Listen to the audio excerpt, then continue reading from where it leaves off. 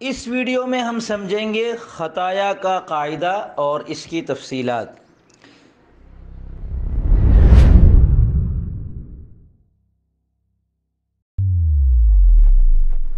بسم اللہ الرحمن الرحیم۔ السلام علیکم ورحمۃ اللہ وبرکاتہ۔ میں محمد اسامہ سرسری۔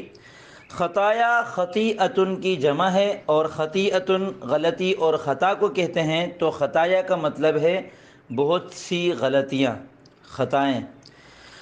خطایا کا قاعدہ یہ ہے کہ جو لفظ مفاعل یا فعالل یا افاعل یا فواعل وغیرہ کے وزن پر ہوتا ہے، یعنی جمع منتہی الجموع کا جو وزن ہے، اس وزن پر جو لفظ ہو اور اس کے الف کے بعد حمزہ ہو اور اس حمزہ کے بعد یا ہو، جیسے مثلا فعائی، اس وزن پر لفظ ہو، اس میں صرف فا اور عین کی جگہ کوئی اور حرف ہو، حروف اصلی، اور باقی الف حمزہ اور یا ہوں، تو ایسے حمزہ کو یا سے بدل دیتے ہیں اور اس کے بعد والی یا کو الف سے بدل دیتے ہیں۔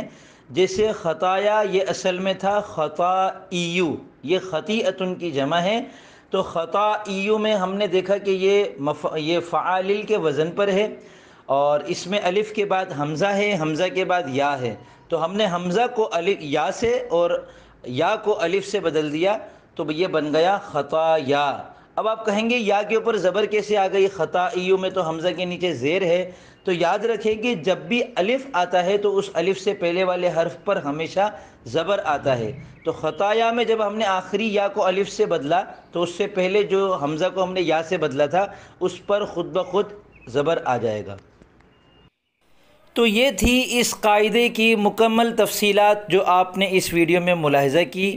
قرآن کریم اور عربی زبان کو سمجھتے رہنے کے لیے اور ان میں مہارت حاصل کرنے کے لیے اس چینل کو سبسکرائب کر لیں۔